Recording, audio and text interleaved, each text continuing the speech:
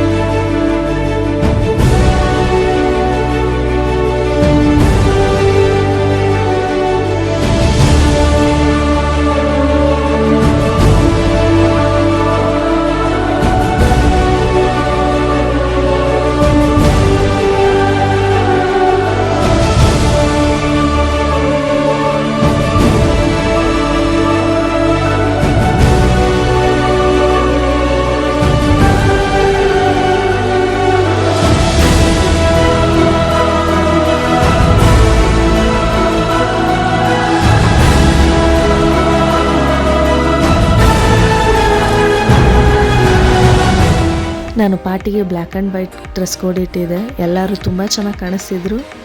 And ನಾವು games ಕೂಡ ಆಡಿಸಿದ್ವಿ. Party ಅಂದಮೇಲೆ ಸ್ವಲ್ಪ ಮಸ್ತಿ ಇರಲೇಬೇಕು.